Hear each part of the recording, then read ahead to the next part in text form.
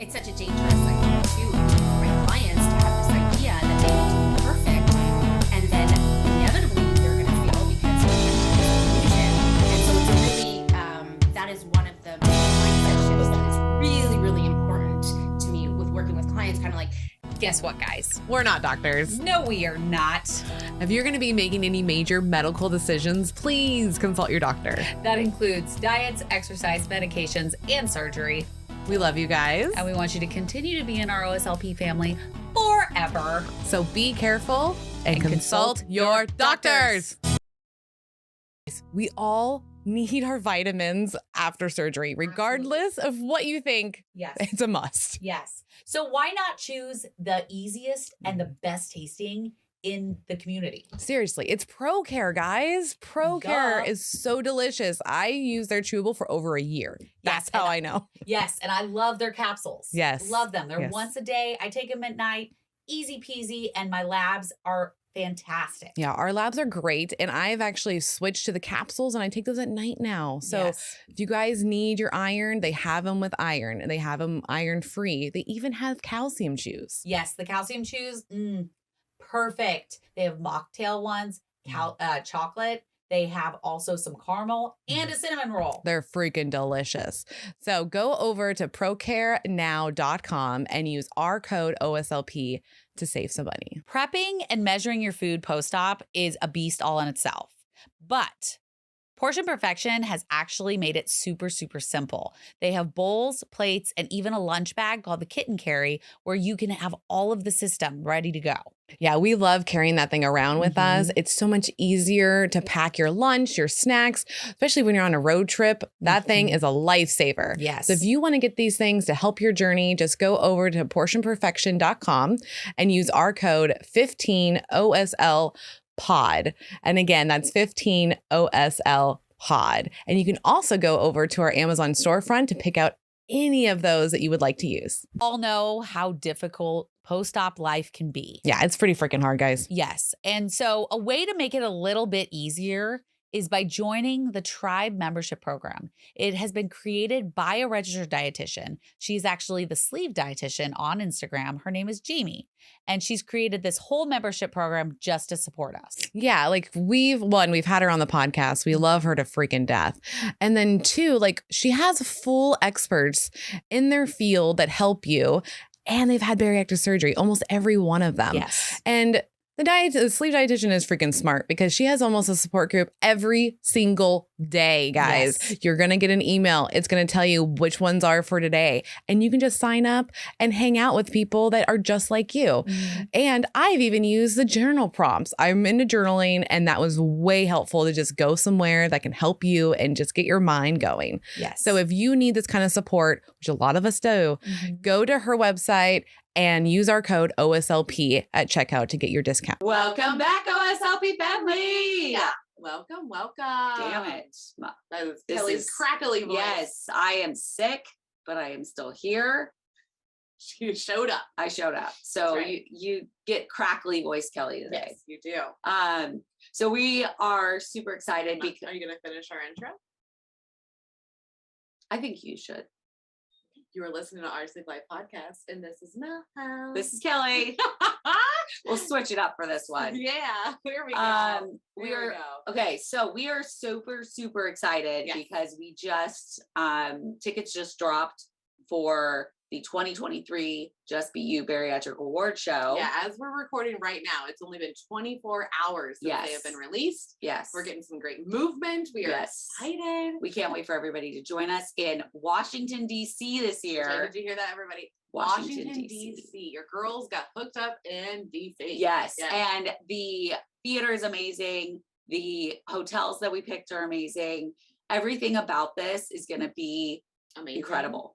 I was waiting for you to say a third amazing. The 3 A's. Jesus. So go over to jbyawards.com and you're going to want to get your tickets.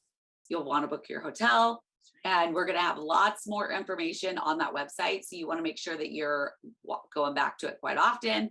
The other thing is that nominations have started. I wanted to tag a little bit on the ticket site for a hot second because of course the tickets, here's the deal. You get a lot this time with Yes, the you do. tickets. You do. So actually. Kelly was just gonna shy over that, but we're gonna have a DJ, a dance floor. Mhm. There's gonna be liquor flowing. There's gonna be food. We're gonna have a photo booth. Everything's gonna happen in that one space too. So like Yes. once me and Kelly are off stage, then they're gonna remove all those chairs and they're gonna have us go dance and have fun. There's 2 Mhm. bars, one on the balcony, one below. Mhm. And some of the tickets are special. yes. You do the balcony tickets, the premier ones, you get table service. You don't have to Mhm. get up during the show. Yep. It's pretty cool. It's So a they'll- QR code. You Yep. use your phone, you order your drinks, and they bring it right to your table. Now, with those tables, you have to buy them in either a group of 4 or 6. That's correct. So get your friends in a group message, Right. figure it out, and get those booths before they're gone. Yeah, because there's only like 10 of them. Yeah, they're So- very exclusive. And then if you want just general admission, you're still going to have a great seat for the show. It's going to be right down in front. That's right. So no matter what ticket you get, you're going to have a great view. Oh yeah, and the Howard Theater is beautiful. It's amazing. inside. It's amazing. So I go to the website, check it all out. Again, Mhm. it's jbyawards.com. Our Patreon get discounts for this. Yes. So if you are a can become Patreon a member, patron and get a discount for your ticket. Just Yes. FYI. yes, that's out there. Also, we'd like to send a big thank you to our top sponsor once again. ProCare is ProCare. taking care of this bariatric community. Yes, they are. And Always. they're supporting one of the biggest parties of the year, actually the biggest party of the year. The biggest celebration of the year. Yes. Is going to be the award show because it's a People's Choice Awards. You guys get to choose everything. Yes. Kel's going to go over nominations because that's how it starts. It starts with you guys filling that shit in so Yep. we know who you want on. The And we're switching it up a little bit. we are. We added So some we things. are not going to be doing 4 top. We're going to be doing 5. The top 5. We've heard Top your 5. feedback. Yes. We took it literal. We don't, it was there. Some was good, some was bad, and we changed it all. Yes. We like, we're leveling up. That's Yeah. what I'm saying for this Oh, year. yeah. We're leveling everything up. And don't worry, guys. We hear you.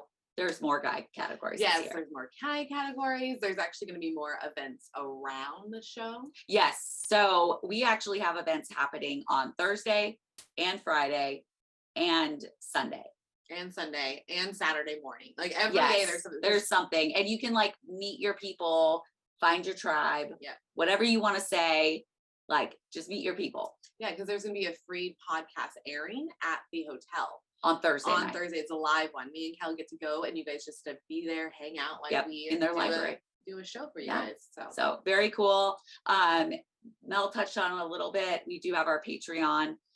Go over to patreon.com/OSLP because you do get a discount on your ticket. Plus, we, as a thank you, want to do a brunch again this year. So we have our Benchie brunch. Yep. So if you are a Benchie, you get to come to this brunch for free. You do have to buy a ticket if you're bringing somebody, but other than that, You it's a just bring yourself. free brunch on a rooftop hotel. yeah, Like Rooftop what bar. the fuck? That is amazing. Yeah. So it's So- going to be a lot of fun. Go sign up to be a patron because you do get to be a part of our Benchie group, which is a Facebook support group. And everybody's so welcoming and so understanding. It is a great place to be. We have over 200 people in that group. And it's a wide range of people. Yeah. So like we have guys and girls in there. We have literally age group from like 20 all the way up to like 60. So Yeah. we We have had all of every level. every level, all the diversity is there. They're Yeah. so kind and nice, and they just treat each other with respect. Yes. And that's what I love.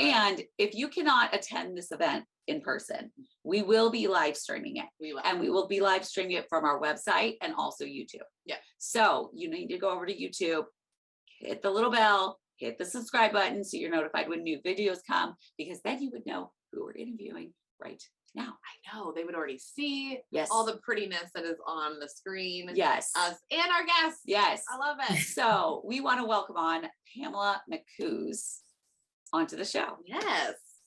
Thank you so much for being on, Pamela. Oh my gosh, it is just my pleasure. It is very exciting for me. Yay. We're so glad. Love it. I can't wait to hear what you have to say because you are a food addiction counselor. Yeah, she's a specialist. which Okay. Makes me feel so excited because you have 2 addicts right here. Yes.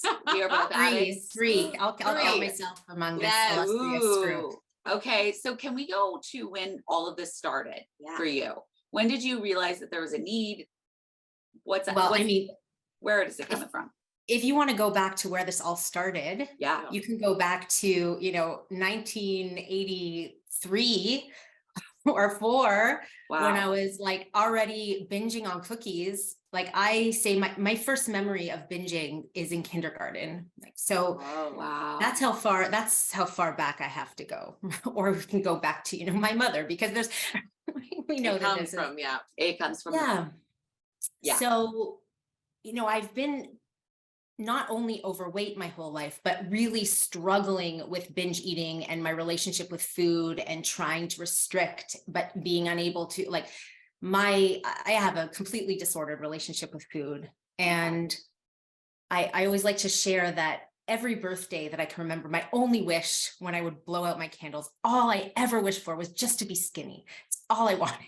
It's so Yep. sad. Looking back on it, I have so much compassion for that little girl, but it was just reflects how much of a struggle it was for me in my life. And, fast forward many years, I got to the point where I felt like, you know what, I've really tried it all. I've done everything I can. And I feel like I deserve, a shot at happiness, because I was not able to be happy at such a large size. Mhm. And not that I think that somebody couldn't be happy, but I can just speak from my own experience. Mhm. And I thought, well, I'm going to go ahead and have bariatric surgery, because I know it's not, a golden ticket, but I need to do whatever I can, because I don't want to live like this anymore. Right. So I had the surgery, and, I lost a lot of weight, and I felt great about that. And, there was this magical time where I was like, wow, I eat until I'm full, and then I don't want any more food. This is mad. This is what normal people are like. Incredible. Yep. That was very fun while it lasted. I do and have a then- question before you keep going. Yeah. What was your highest weight? And then what made you actually turn to surgery? So, I mean, my highest weight pre-surgery, I think I went into the surgery at about 256. Now, I was eating like, I was trying to kill myself before the surgery, like going, I'm sure that's not an uncommon situation. Like, No. you're going into the surgery. Yep. And I just, I went nuts. It was very unpleasant, to be honest. But that was about my weight. And it had been a struggle my whole life. And I felt like I had done everything that I could do. I didn't feel like I had anywhere else to turn to. Mhm. Was it a friend that, like, how did you first know about surgery? Yeah. So in my 20s, like way back before I had my surgery, I'm 42 now. So in my 20s, and I was a teacher, Mhm. I went to some educational seminar on like literacy, and there was a Okay. presenter who, in her presentation, some aspect of it had to do with the fact that she was very large, except she wasn't very large anymore. She was very thin. And so she explained, oh, by the way, I had bariatric surgery. So this is why, and it's Wow. like, I just took that little nugget of information Mhm. and just placed it in the recesses of my mind, and it Mhm. just slept there for a little bit, Mhm. and I was done having kids. And, you start coming back to yourself a little bit after, you have children. Mhm. And I just was like, I don't want to suffer. I've tried so hard, and I don't want to suffer anymore. I need to at least try this one last thing. Mhm. Okay. Does that answer your question? Kind of like all of us. So Yeah. it's like, I'm tired of just being big. I'm tired of feeling, Oh. for me, it felt like I was like trapped inside my own body. Mhm. Like I just couldn't get out. 100%. And the other thing that happened to me by that point was I said, I'm never going to pretend to start another diet plan again. Like, I have tried that enough times to Mhm. know that I'm not capable of maintaining it. And I'm just done pretending that I'm going to start Monday. Like, I just got to that point of being finished. Yeah. Mhm. Because Yeah. Monday never comes. Monday never comes. I've done all of the diets for as long as I can remember. I was always like, I need to lose weight. I need to lose weight. Mhm. And I can feel you on like the birthday wishes, because I have this thing with 11/11. If I see it, that I make a wish. And my wishes every single time was, I just want to lose weight. I wish that I could lose weight.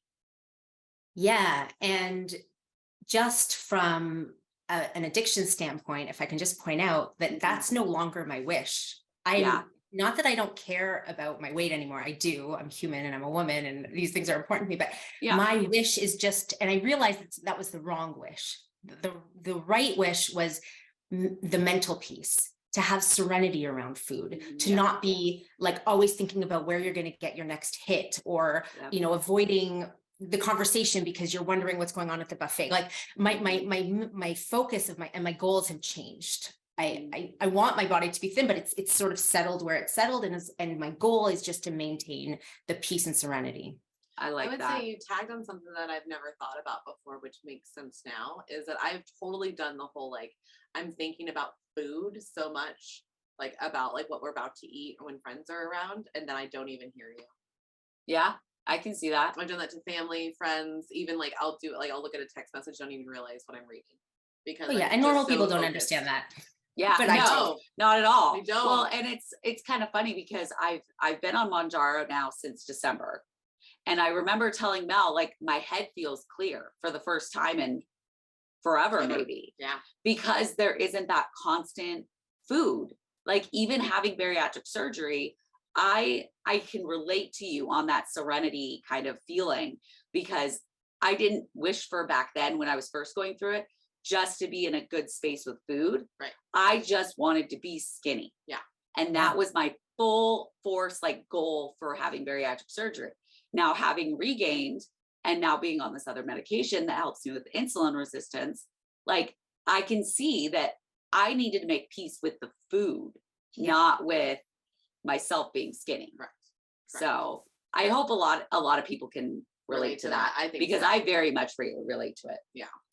Yeah, and the idea of being skinny is such a moving target, and the way that we feel about what is skinny changes on a day-to-day basis. So there's a saying in sort of recovery circles: if you focus on the weight, you'll lose your recovery, but if you focus on recovery, you'll lose the weight. So my focus now is always really just the mind and the serenity. Yeah. I think that's one piece that I know I didn't have a handle on, was the mental aspect of it. Because it's not necessarily the food, it's the mental aspect when it comes to the food.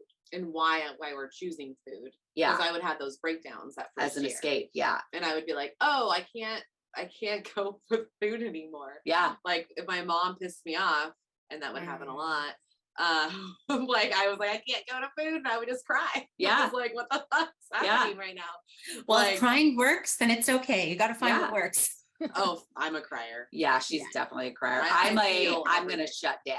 Yeah, she shuts down. That's why we work well. You shut down, and I just feel everything. Yeah. Like, I'm an empath. I feel people's feelings in the room. Yeah. So it can be really intense. It can. And so I'm like, when I felt all those things, I was like, I just was literally in my door frame in my bedroom, and I was just like, I actually, like, slowly, you know how, like, you just slowly slide down? Yeah. Yeah. I just slowly slid down my door frame and just sat. There's and just sometimes, cried. like, I feel like when you get close to the ground like that, it's almost grounding to your mindset. It feels good. I don't know. Yeah. Yeah, and like, what a gift to be able to actually feel your feelings instead of feed them. It can be painful, but if you feel pain, you also feel great joy. If you're just completely, I have experienced this. If you just are stuffing down your feelings, okay, you don't really feel pain, but you don't really feel anything. Yeah. Yeah. You know what I mean? Yeah. I mean, there were not too long ago, there was a couple days where I shut down, and I did not, and like what you're saying, I didn't feel joy. I didn't feel hunger. I didn't feel mad. I didn't feel sad. Like, I was just devoid of any, like, I was just existing at that point. And I haven't felt like that in a very long time. So it was very eye-opening for me to be like, and I snapped myself out of it. I was like, okay, you had your 2 days, get the fuck over it now. Yep. Because I've worked really hard at. We found a company that was founded by a bariatric surgeon for his patients. He is just trying to make their lives easier. And so they have created a whole array of snacks and dinners and just all the foods you could possibly want that have protein in them and are delicious. Yeah. And They're so freaking good that we took them on tour with us because we tried them on a live. So you guys can always go back and watch that. And we liked every single bar. We were So shocked. we don't want you guys to miss out. So go over to Barilife.com, use OSLP and get your discount. While we were in Florida, we got to visit one of our favorite bariatric surgeons, Dr. Donald Fridley at Surgical Associates of Bayonet Point. And when we say that they are patient focused, they are patient freaking focused. They tailor make all their plans to the unique needs of each patient. It's an in-body scanner. We both got to use it. We both got to use it, and you get to do it pre-op and post-op. So that way you can see all the differences and all the changes that happen. And he's also one of the surgeons that does his surgery with robotics. And we got to play with that We too. did. So It was so cool. we were so excited, and we want you to have such a special care that they give. So go over to SABPweightloss.com right now. Or give their office a call at 727-819-9107. That's right. So, and tell them that the OSLP girls sent you, and they're going to take great care of you. Yeah. With my therapy, being able to show my emotions. If I'm mad, I need to show that I'm mad. If I'm sad, I need to show that I'm sad. Yeah. Because it's very hard for me to do that. It's so common with people that I work with who have been struggling with weight that they cannot identify feeling. They have never been in touch with it because they've just been, myself included, been feeding it. It's very interesting. Yeah. And then it's like very eye-opening to all of a sudden, and not easy to all of a sudden like start getting in touch with emotions, you know? Yes. Yeah, exactly. No, the emotion side of it is very. I was gonna say it reminded me of you because like I remember Kelly couldn't even like write down what she's feeling. Yeah. I would just be like, well, tell me, like, write it down. Like, what is it? And she's just blank. She's like, Yeah, I'm like, I don't know. I don't know how I'm feeling. Yeah. It's wild. Yeah. So that's some of the work that I do. Yes. So to get back to sort of my story, Yes. Squirrel moments. Sorry. We sidetrack a lot. love it. I love it. I love it. Right. So all of a sudden, wow, feeling great, feeling normal. And I'm sure most of your listeners, especially if they're later on in the journey, can relate to the fact that there is a honeymoon period. Yep. And it ends. Mm-hmm. And if you have not done, whatever work that you need to do, your bad habits come back. They just do. Your ability to eat more foods comes back. Your ability to binge, to eat larger quantities, it comes back. And it's like, well, oh my God, what do I do now? I just did the last thing that I could do. I don't know, and it's, it's a terrifying feeling, to be honest. It is. It really is. Yeah. And I have a lot of empathy for people in that position. And for myself, I had heard of food addiction prior to my surgery. So I kind of went into it with the understanding that I was a food addict. The way that I understood it was a little bit limited. And I understood it in a way where I couldn't make it work for me at the time. Okay. However, thank God I sort of, again, there was like this nugget of information in my brain that I could come back to. And I just became completely obsessed with food addiction recovery. And it remains my obsession, just reading everything I could about it, listening to everything I could about it, this program, this researcher, that researcher, really just consuming everything I could and working so hard on my own program of recovery, which I still do. And I still, I'm in this imperfect journey, but it's my life now. And I think like you guys, I really identified a need in the society, in this community. And I'm like, why is food addiction not just a part of every treatment plan, period? It's not everybody has bariatric surgery is a food addict, but a lot of people are. And why is this not just, like the gold standard of treatment? Yeah. So, and also I said to myself, you need to make this your whole life for yourself, because this is not an easy journey. So like, what a gift that I give myself. And I'm also, it's altruistic as well. It's like a really, it's when you come into alignment with what you're supposed to be doing, it sort of, it all falls into place. So Yeah, and then I became certified. I went to school and I became certified, and then I started my practice, and now I'm seeing clients and I'm helping them, finally deal with the underlying brain patterns that cause you to keep reaching for food, even though you're very smart, you're very motivated. Like what's going on? Well, I help people understand what's going on and how to deal with it.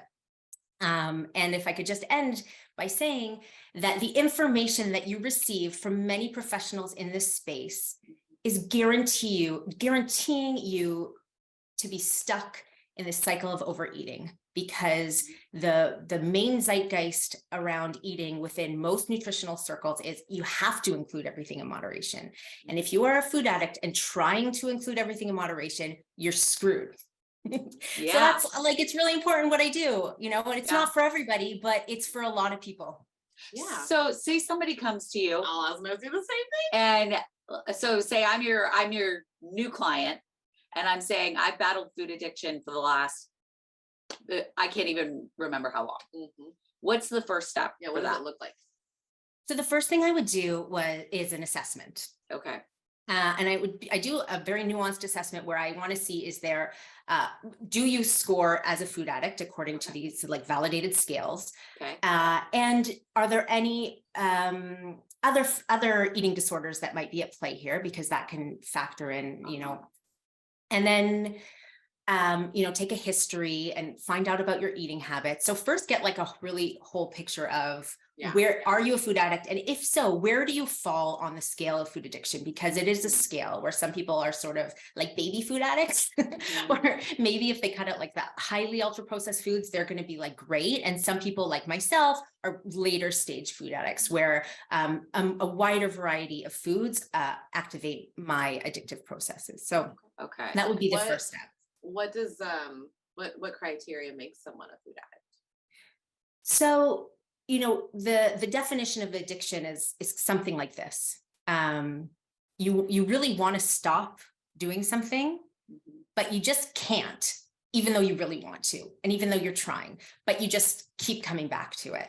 That's like a very sort of pedestrian definition. But I mean, I can totally relate to that. Yeah. With the nutty freaking bars that were in the fridge that I was like, I would sneak out and go eat one in the middle of the night. And it was like every morning I was like, why would you do that?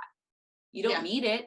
Why would you do that? And like, I would berate myself for it because I was like, I don't want to eat it, but I feel driven to eat these foods. Yeah. And if I can just comment on that idea of berating yourself, one of my favorite parts of my job is to say to people, like, this is not a moral failing. Like, you are not a bad person. You're not a weak person. This is a medical issue. It's a scientific phenomena that has to do with your brain chemistry. It is not you. You don't need to berate yourself. You just need the right education and the right plan.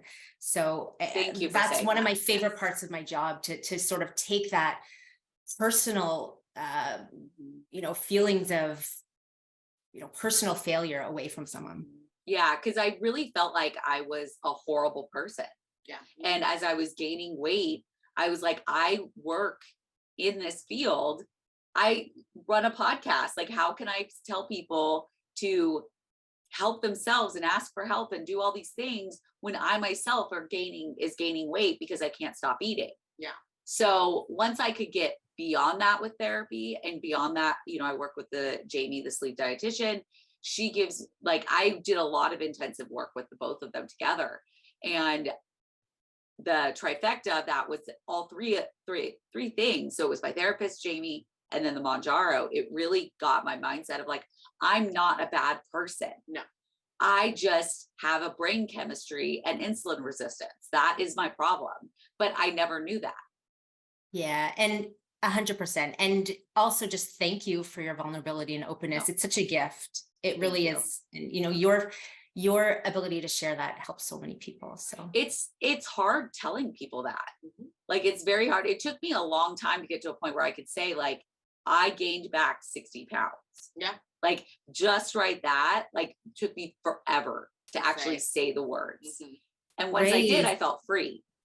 it's so brave. And, I relate to you 100%. And I have to admit, I don't want to admit it, but it's just the reality is that I am not perfect food addict in recovery. No. But I know, first of all, honesty is just like a central component of recovery. So if I want to stay recovered, I have to stay honest. And I also know that I will never be successful if I'm also not authentic. Yeah. So Ooh, guess what? I'm like imperfect here. It's Yes. just how it's going to be.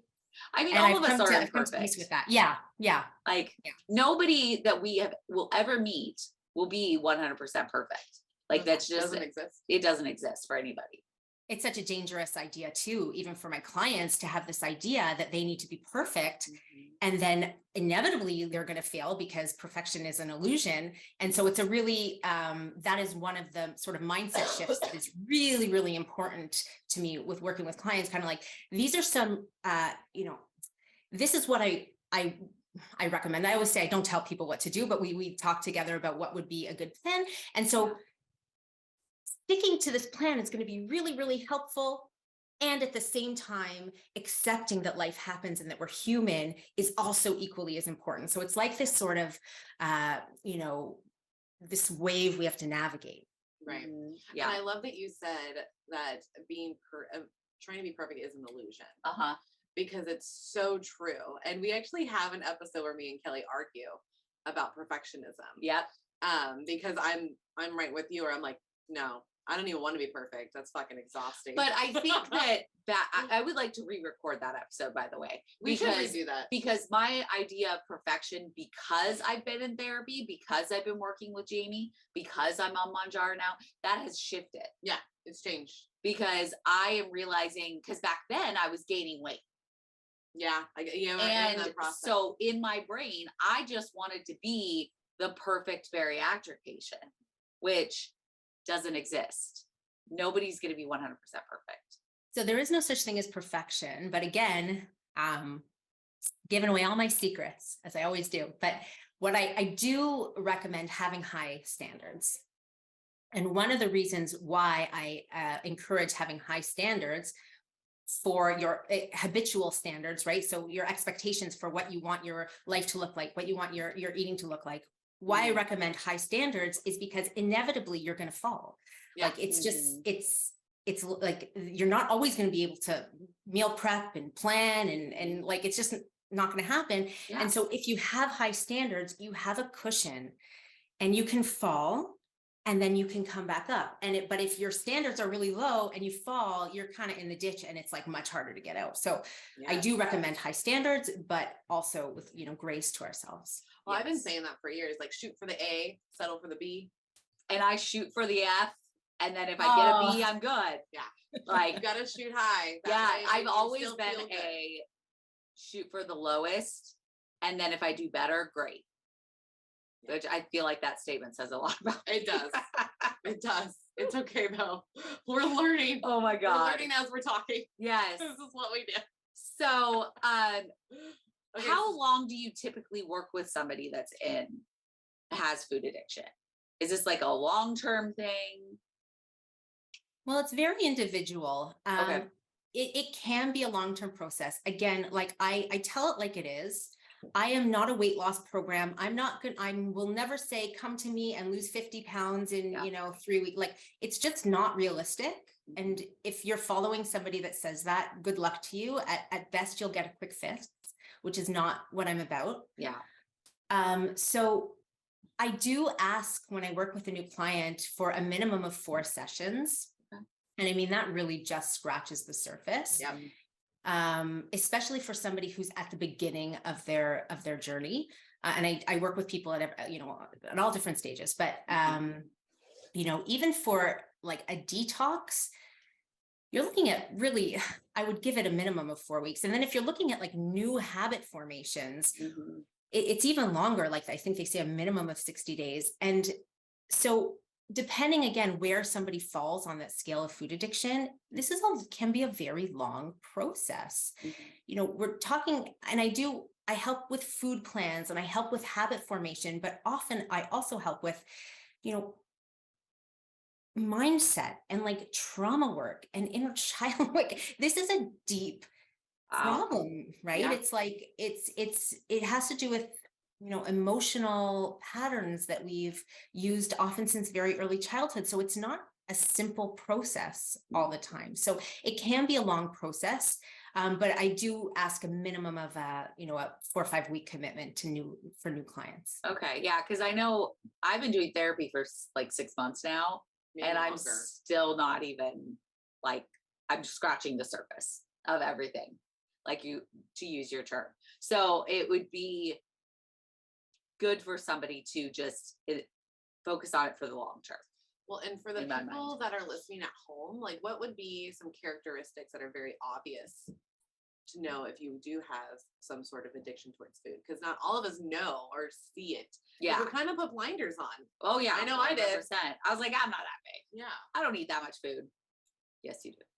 Yeah, great question. So, are you always on a diet? Okay. Do you continuously tell yourself, I want to lose, I'm going to start on Monday.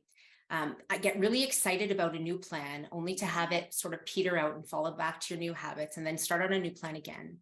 Another thing that is important to consider is, has your sort of use of sugar increased over time? So did you used to be sort of content with 1 scoop of ice cream, but now you're finishing the pint? That's another sort of telltale sign. Are you eating in secret? Do you have a lot of shame around your eating? These would be big indicators of food Last addiction. 3. I hit every single one. Every single one. So that's Yeah. good to know. God. It's good to know that my brain is That we're accurate though. we that are accurate. We are food addicts. Listen, knowledge is power. Knowledge is power. It really is. When I first heard of the idea of food addiction, I said, no, thank you. Yeah. I am not interested in this. I just want to be normal. Yep. Yeah. And, I had to come to an acceptance that I couldn't be normal. And another thing that I love to tell people is that I don't wish for things to be any different at this point.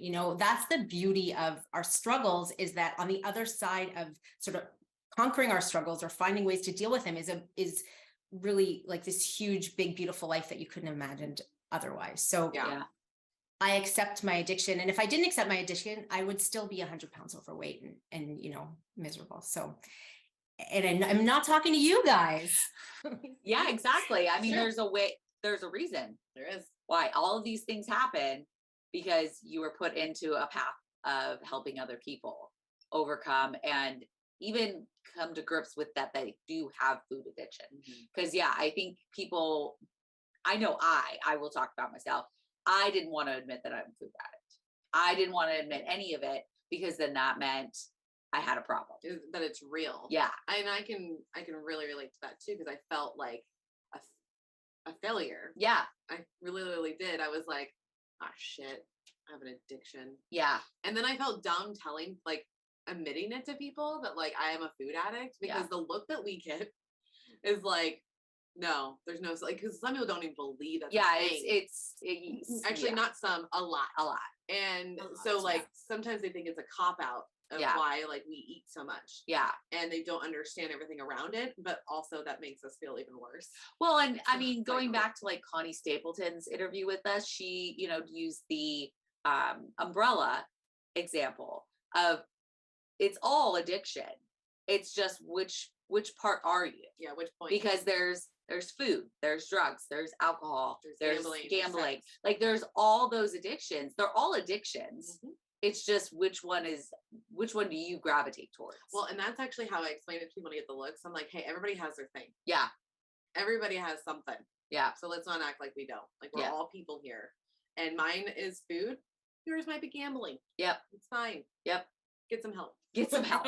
Yeah. At the end of the day, that's the point, is get some help. Right. And for so many of us, like I can speak for myself, and I know my story is just a dime a dozen, is like, I reached out to help for help again and again and again, like to so many professionals in the field, and nobody could help me. And I'm like, I'm willing, I want, I'm paying my good money, like help me.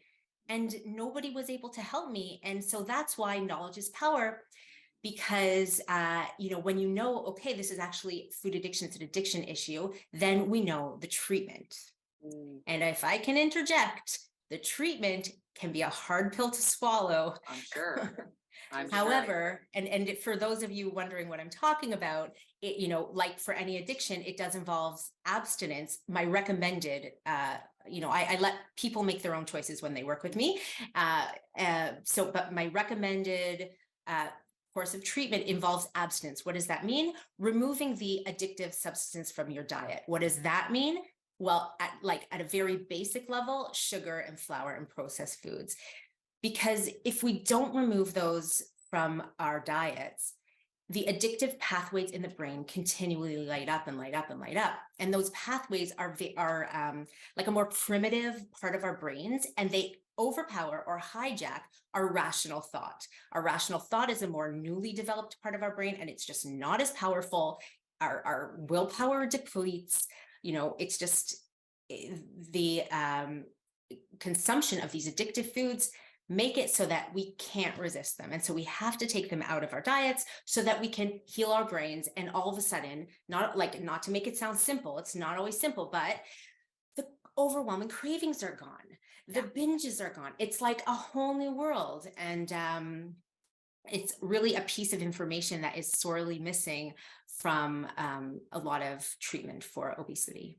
Well, because when we or not even hear the obesity, word- just sorry. I was gonna say, when we hear the word abstinence, we're like, how the fuck do we do that? Like, we have to eat, Yeah. you know? Yeah. And Yeah. but I understand what you're saying. It's like, just don't, like, for me, I'm like, don't bring your trigger foods into the house. Like, if Yeah. you know what they are, sometimes Yeah. you have, like, I'm 7 years out, going to be 8 years in May. So like, it took a while to find those things, guys. Yeah. Like, it's not like, oh, you have surgery, these are all my triggers. Like, No, you'll find them it's out later. not. It Well, and the takes things that time. you think are your trigger foods are really not. So like my trigger food used to be pasta.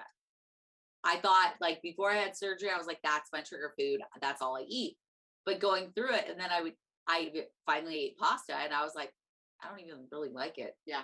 So I figured out that it was sugar. That's my trigger food. you know, and part of this is like we talked about, getting in touch with your emotion is getting in touch with your triggers. And really, like, if you're constantly, you know, putting sugar in your body, you can't even understand what's happening. Yep. But you get really in touch. At this point, I can look at a package of a food and know if I can be around it or not. Like, I have little kids, and my kids have, you know, I do my best, but they eat kid food, and I have to be very careful about what I bring into the house. And I just get, like, when I'm walking down the aisle, sometimes, you know, mommy, can I have this? Mommy, can I have this? And I can just feel in my body if I can have it in the house or not. Yeah. Wow. You know, like, Something to it's pay just attention to. Very in tune with yourself. Yeah, because your body and mind will start processing. Because I'm like that with cookies. You can't bring a chocolate chip cookie around me. Yeah. Like at the wedding. So we just were at a wedding Yeah. a few days ago. Shout out to Katie and Travis. I Yeah. love Whoop, you. whoop. Whoop, whoop. It was really cool. But man, they had chocolate chip cookies. Well, because I brought you one. You brought me one, but they had a Yeah. whole tray of them. Oh, they did. And boy, did I feel like a cookie monster. Like Yeah. it was uncontrollable. Like Really? it was just like when Anne brought them to the house. If I saw them, I took one. So that's why I tried not to go downstairs. That's why I was Yeah. upstairs a lot. There was no Okay. cookies upstairs. There was no Yeah. food upstairs. There was no food upstairs. Yeah. So like once I was downstairs, I was like, ooh, cookies, let's go. There's a cake over here. Like boom, boom. Like Yeah. I can feel it It's- on me right now. And that's the difference, because I would be just like Mel. If Yeah. like before I started Manjaro, Yep. I would be just like Mel. I would just be eating. And I didn't have a cupcake. yeah, you I didn't have any cake. I mean, I do have a giant sore on my tongue, so I can't really eat, but I'm a problem.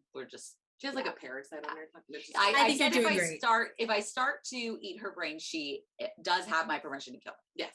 So just so We everybody's do have on it. these talks. Yes. But like I would have been just like Mel, but I didn't have cake. I didn't have cupcakes. I had one bite of cookie. Yeah. I didn't have any chips. Like it was it's almost like my brain can now like say yes, no, yes, no. Yeah, I don't. And I can say like, I need protein. That's where I'm going to go over a cake. And it used to be opposite. I have so many things to say. You know, Okay. First of all, this is like, food addiction is so hard for this reason. Like, can you even imagine like a heroin addict going into a party where there's like heroin? Yeah. You don't bring But a we crack have into to a crack experience house. this like when we go get gas, when Yeah. we go, like, Uh-huh. when we go to the movies, like in every situation. So it's hard. And I just want to acknowledge that it's difficult. And the other thing is just to say that one thing I work with clients a lot is navigating those kinds of situations. Like, hey, I have this wedding coming up, or I'm going to this party, I'm going to this dinner party, I'm going out for dinner.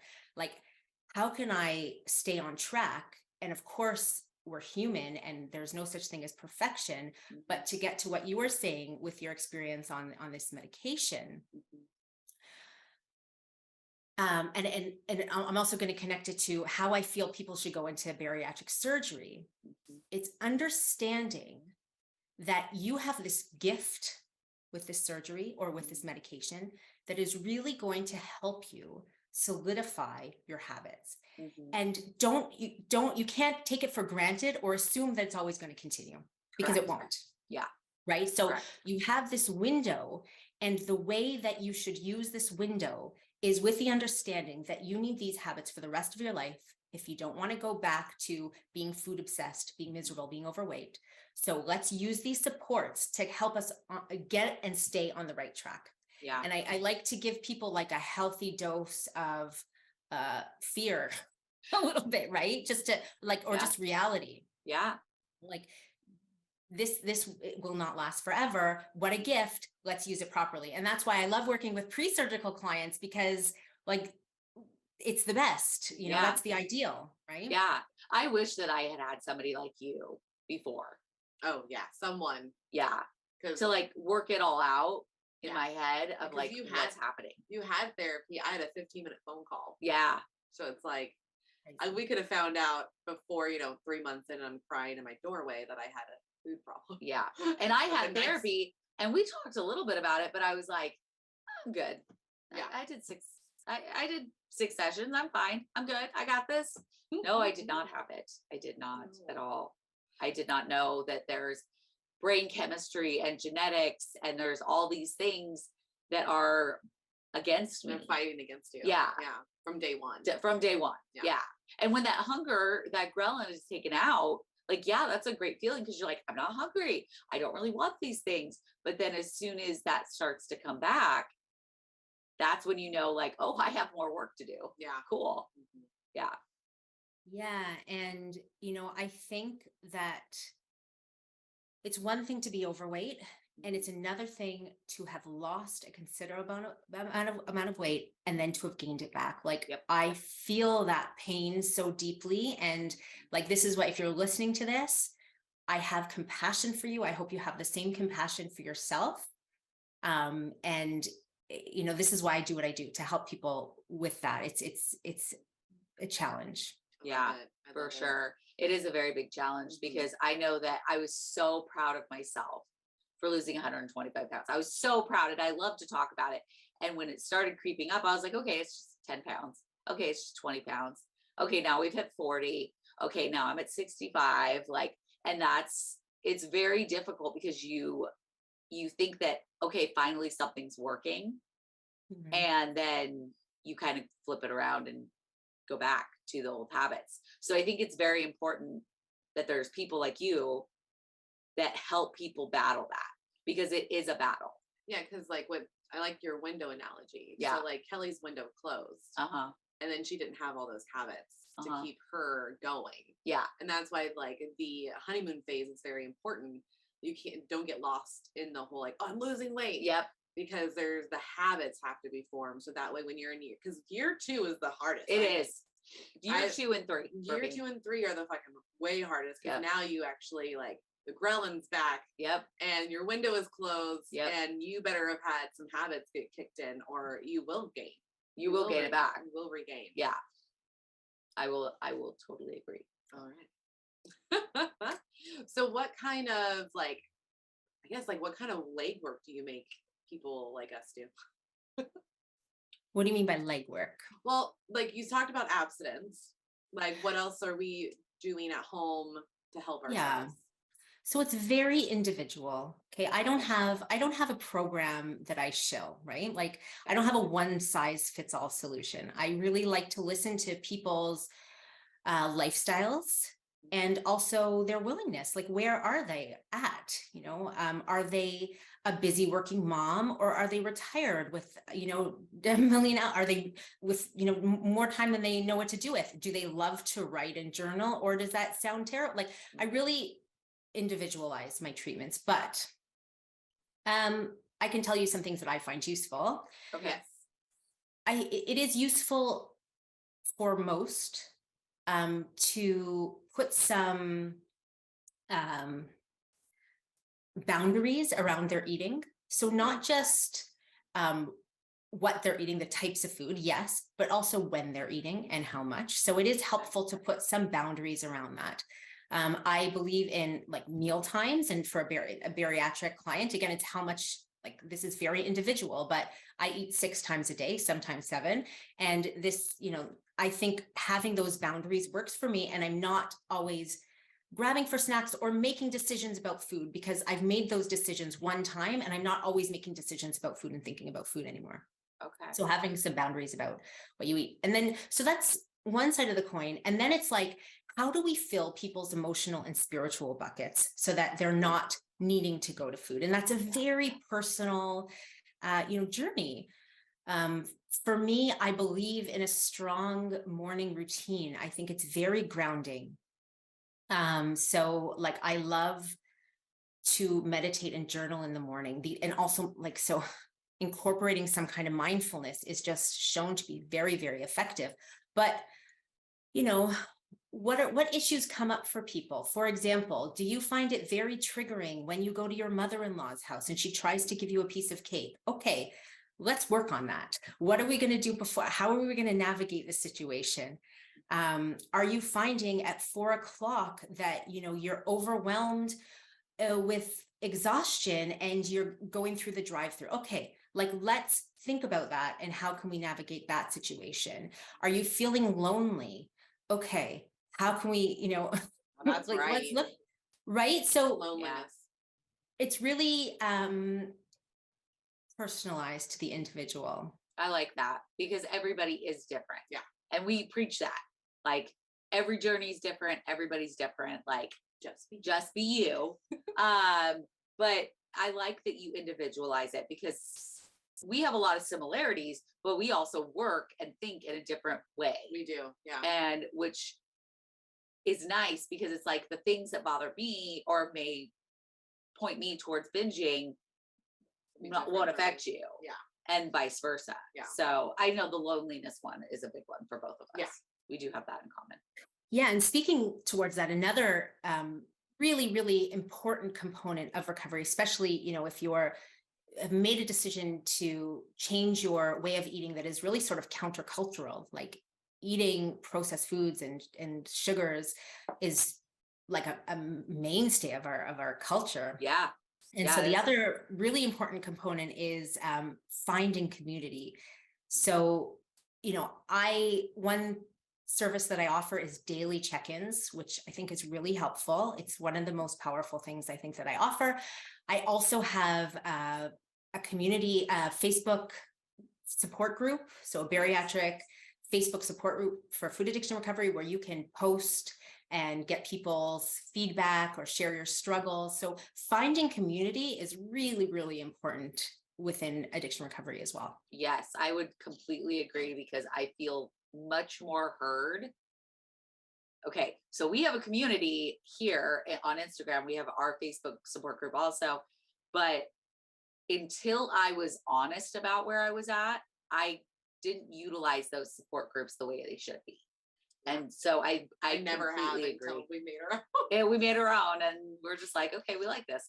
But I think it's very important, because I think about like what other people go through, and kind of gear it towards me, if that makes sense. Yeah. Like, why do you think community is so important? Like, what is helping our brains and our triggers when we have community?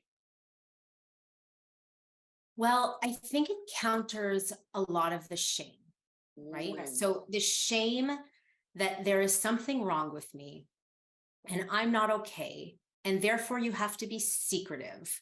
And all of these just are not breeding grounds for healing. They're breeding grounds for, for sickness, or like, you know, sort of rotting of your soul, if I Yeah. can be overly dramatic, but, and also, like I said, you were doing something that's countercultural, right? And there is pressure in our society to eat in a certain way, like, you know, go to the office and see what's presented at the staff meeting, or often giving food as an expression of love, right? So we're doing something countercultural, and having support is very, very helpful. And also it's hard. So when you have people who you're accountable to, it gives you a little bit of extra strength to get through the hard points. And when I say it's hard, it's not always hard. Okay. No. But especially at the beginning, it's hard. And then Yes. it's hard at other times too. So having people that you can be accountable for is like, it's priceless. Or you can go to and say, hey, I had a really rough day. I want to go through McDonald's. And you can 100%. ask for the support, Yes. which I think is so needed. I think that's what's powerful. Yeah. Is like just posting in one of those groups saying like, I'm getting the urge, guys. Yeah. Yeah. You know, it's like I have family members that have drug addiction, and they seek help when they are, you know, they talk to their sponsor when they have these feelings. And I feel like that's the same thing that me and us and you are trying to do, is have a place where you can go to and be like, hey, I'm feeling this. Yeah. What should I do? Because I Yeah. think that's really powerful to have someone say, hey, I feel you. Yeah. Let's talk you down. Let's see why. Let's dissect why you're feeling this Yeah. way. Because Exactly. I had to look inside and realize, oh, it's twofold for me. It's loneliness. And then if I don't get attention the way that I want attention, I will eat. Yeah. That's a new one. Yeah. I learned that. I will agree with that. So Yeah. Mine is definitely after my ex-husband left, I went through a whole period where it didn't matter what it was. I would eat everything and anything. And it was because I was lonely. For the first time ever in my life, I was lonely. Well, during the marriage. But I was in a house by myself and I never lived alone. So I went towards food.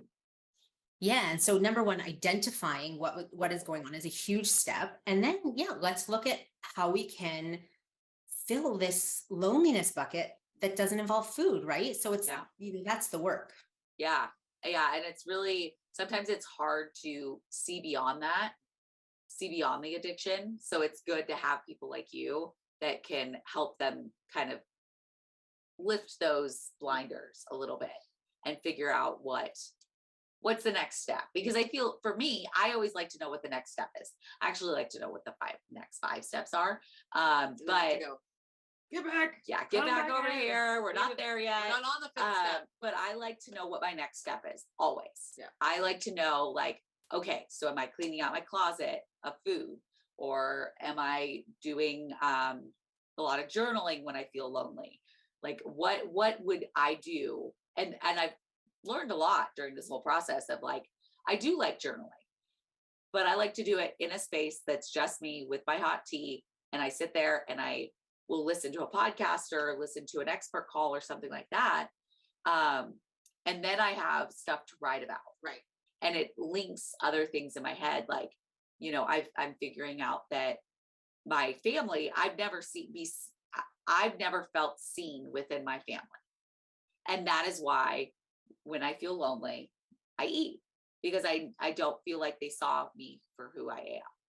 And I've discovered people that do see me. Yes. So it's interesting. People I've met online. Like, They're better. it's weird. It's weird, but it's good. It's a journey. It is a journey. Well, is there anything else you'd like to add for anybody who is struggling with this themselves? Maybe some words of wisdom? I think I touched on this, but I always, I encourage people to do their own research, like if they are hearing this and saying, nope, not me, not interested. Yeah. Go ahead and do your own research. And, if you're tired of failing yourself, then maybe it's time, I'll plant the seed to try something else, right? Like if you've tried enough and you've done enough research, then maybe you need to try this other avenue. And I like to leave on the note of saying the other side of food addiction recovery is beautiful. I don't live a life of deprivation. I live a much fuller life than I ever could have imagined. So, just trust me on that. Like, Yes. even if you don't believe it, and unfortunately for people who have food addiction, abstinence sometimes is the only way for you to finally achieve serenity. And you can keep trying the other ways if you don't want to believe that yet. But if you've had enough, then maybe, set up a call with me and we can chat. Yeah. Yeah, because I want to point out like two things. One, the definition of insanity is doing the same thing over and over again and expecting a different Yep. result. So you have to really think about, have you been doing this forever? Like, or is this a pattern? Are you seeing a pattern in yourself? Because it's time to change. Like, it's time to figure out something else to do. Yeah. It's just like coaches do that. Football coaches, basketball coaches, they're like, oh, this play doesn't work anymore. Let's do a different one. Yeah. And it's nothing different with our own bodies and brains. So it's like, we need to pivot and realize it's okay to try something new. It doesn't hurt you at all. It actually only could help you. No. And I also want to add too, just because you had bariatric surgery doesn't mean that you don't need additional tools to continue on your path of healing and mindset work and all of that. So think of it like the bariatric surgery is your tool belt. Yeah. And then working with somebody in food addiction that specializes in it, going to therapy, working with your dietitian, maybe you need a medication to help bring that on. Those are all tools that you're adding to your tool belt. And there's nothing wrong with trying everything that you can. Yeah. And I would have to even add too, it's like, just don't feel ashamed that you're going to a food addiction counselor, or you're having a dietitian help you, because like no one fucking needs to know. No. That's all your own business. Yeah. You don't have to tell anybody. You don't have to share shit. Like, I only share what I want to share and who I'm comfortable with. Like, we all know I have trust issues and I talk about it all the time. Just a few. It's fine. It's fine. But it's true though. Like, you need to, one, have someone that you can talk to. And then two, if you don't want to tell people, don't. Yeah. You don't have to deal with all the two senses. That Yeah. are But around realize you. that you're number one. Yeah. And you deserve to try everything that you can to be on a path of healing. Yeah, to make you feel better. Yeah. Like, damn well, none of us are going to shame you. No. And we know that families do, friends do. We hear it all the time, and it's awful. And that's why we have people like Pamela that has her own Facebook group, and us that have our own Facebook group. Yep. Is because we know the haters are out there. Yeah. How do we eliminate them? You really can't. You just have to help yourself. Yeah. And not care. I do have a question about what is it? Deprivation. Yes. Okay. I never felt that way around food, being deprived. So I don't really understand it. And I don't know if you two can maybe help me with that scenario and why people feel deprived. And how do you fix feeling deprived? That's a really Can you good explain question. what you mean by being deprived? Because Kel will say, like, I feel like I'm being deprived from this food. Like, I can't have these things. Yeah. Right.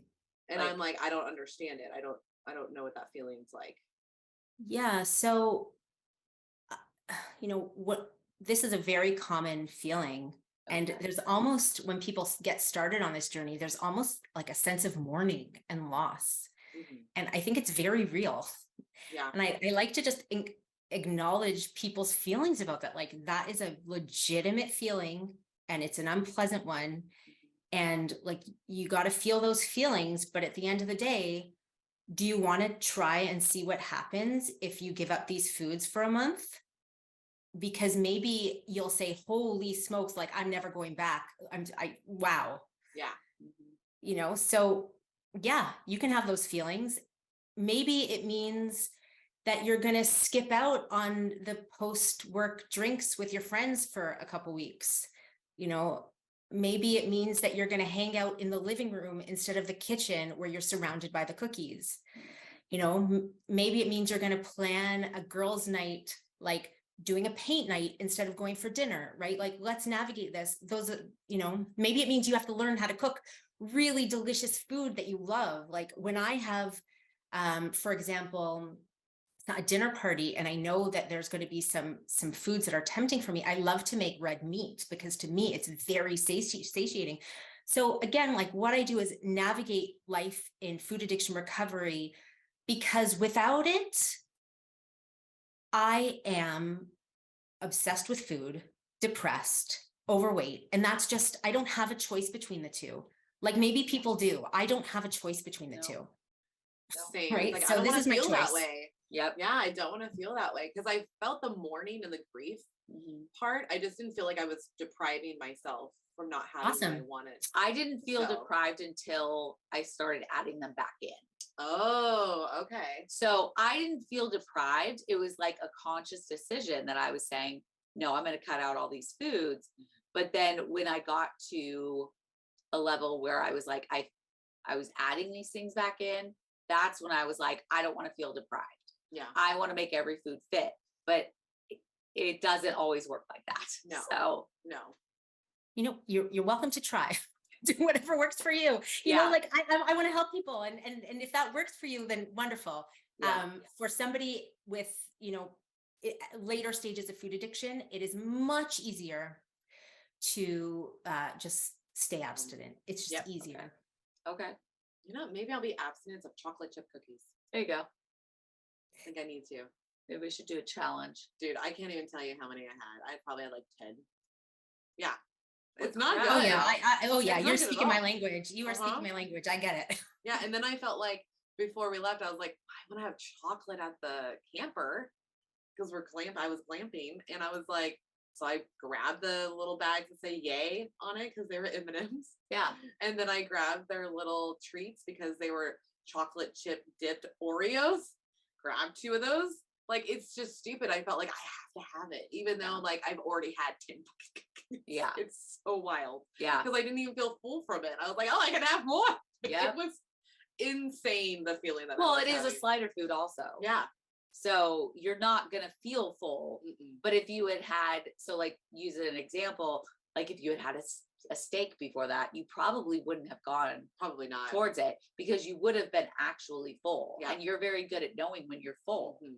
It's because we didn't eat all day. Yeah. And I then had cookies. you had cookies like right smack dab in your face. Oh, man. They're delicious. No, Katie, it's fine. I just don't want you to berate yourself for eating those cookies because it was a busy day. We did not eat, and there were other things out of your control. You fair. have a genetic issue that you have where you can't resist, and I'm a food addict. and you're a food addict. So Oh, it was. I rough. love this. You guys are so lucky to have each other. This is I awesome. know. This is great. We can it's balance funny. everything. Yeah, we kind of, and we're very real with each other. Like, yeah, you probably like there's certain times where it's like, yeah, you fucked that one up. I'm sorry, you did. Went over the line. Yeah.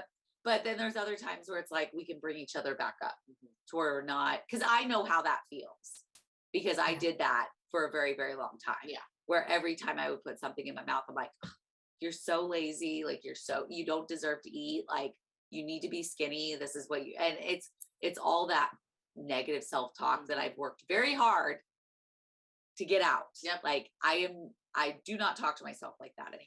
Oh, I'm so glad. You don't deserve it. I mean, I always think, what would you tell your client right now? That is so useful to me, you know? And it's not always easy for me to internalize. Yeah. It's like, you know, we're so much meaner to ourselves than we are to other people. I don't know why God made us this way, but we know better. Yes. The Yes. self-critic is pretty bad. It's real. Yeah. Yeah. All right. I've learned a lot. I have too. This has been wild. I love it because this is going to help set my week. Yes.